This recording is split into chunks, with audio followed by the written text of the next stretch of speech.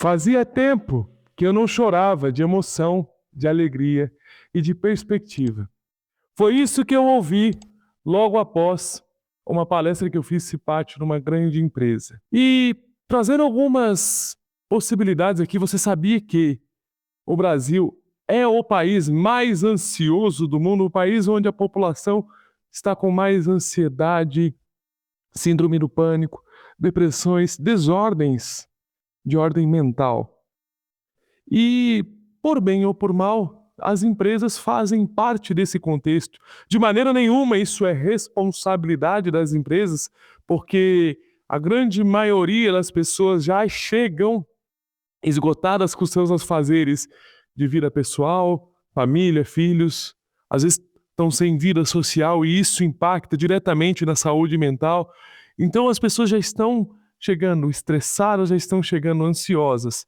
Mas a empresa, ela faz parte desse contexto e ela pode ajudar na cura ou pode contribuir para a piora do problema. Você que é gestor, em que lado você quer estar? Porque a empresa faz parte desse contexto, assim como a vida pessoal, assim como o todo. É um todo que cada um tem uma parcela de responsabilidade. Eu não estou colocando a culpa em ninguém. Até porque a responsabilidade é diferente da culpa.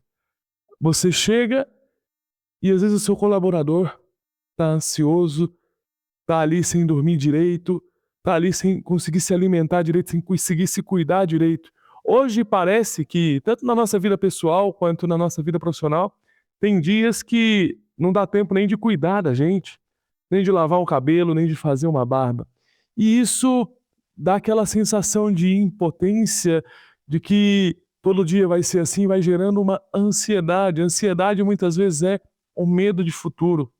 E eu tenho muita experiência com CIPAT. Eu comecei a minha carreira no chão de fábrica, fazendo palestras para CIPAT, e naquela época já falava de saúde mental, felicidade, de como que a gente pode ver os desafios diferentes, porque a ansiedade, ela nem sempre é sobre o que acontece com a gente, ela é muito mais sobre o que a gente acha que vai acontecer, e a gente tem um medo do futuro, o medo de estar num loop infinito de correria, de estresse, de coisas que a gente não dá conta.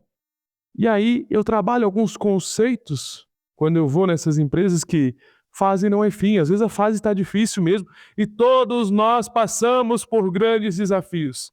Mas fase não é fim. A fase difícil ela não dura para sempre. A maneira que a gente enxerga e tem a perspectiva sobre os nossos desafios põe um impacto direto na maneira que a gente vai enfrentar. E se a gente enfrentar com mais entusiasmo, com mais fé, não no sentido religioso, mas no sentido de acreditar que a gente tem capacidade ou simplesmente de fragmentar uma grande meta, uma grande perspectiva em pequenas. O que eu posso fazer hoje para ser melhor em relação a isso? O que eu posso fazer o agora? Eu acredito que o grande problema é a falta de foco no agora, porque você se preocupando com o futuro primeiro, a gente vai lidar com problemas que nem vai acontecer na nossa vida. De verdade, você pega uma pessoa, por exemplo, que ela tem medo da doença, uma pessoa hipocondríaca, ela vai viver achando que está doente, ela vai pegar os exames no médico, vai achar que aquilo é perigoso e aquilo vai gerar um medo, mesmo se ela não olhar os exames, mesmo se o médico falar, olha, nesse momento está tudo bem. Aí ela vai pensar, não, mas eu vou piorar no futuro porque esse é meu histórico, é minha família, é minha genética, e vai pensar num monte de besteiras na cabeça dela.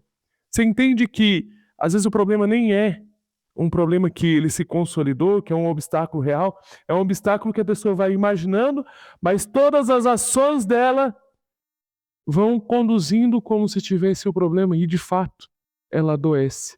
A doença, seja ela qual for, ela tem uma participação muito grande mental, na maneira que a gente acredita. Então, assim, saúde mental deve sim passar pelo psicólogo, mas isso não é o todo. A saúde mental, ela está ligada com a nossa gratidão. Pessoas que agradecem mais, pessoas que olham mais o lado bom da vida, pessoas que são mais entusiasmadas, aquela pessoa que contamina o ambiente para o bem, ela tem mais chance de sobreviver a doenças sérias.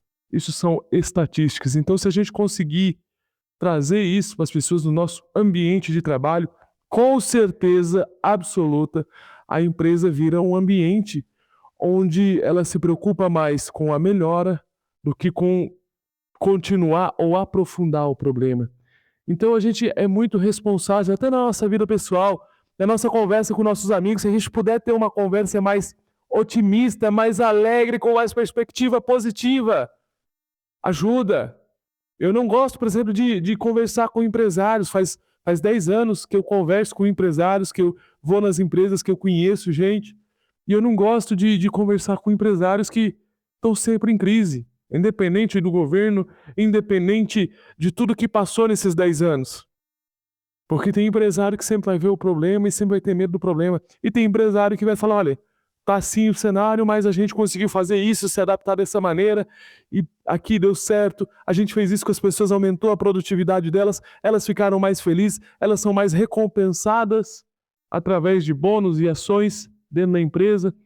Então, eu sempre me alinho com pessoas que buscam mais soluções e eu trago isso na minha vida. Porque na minha vida, desde o meu nascimento até os dias de hoje, se eu visse mais problemas, e os problemas são evidentes, eu não conseguiria enxergar a solução. Eu já tive coisas de mim tiradas pelos diagnósticos que nunca aconteceram. E é isso que eu vejo as pessoas tendo um problema que, de fato, alguns deles nem acontece. Lidem com problemas reais, com perspectivas reais e com calma e tranquilidade e o máximo de saúde mental, entusiasmo e gratidão que for possível.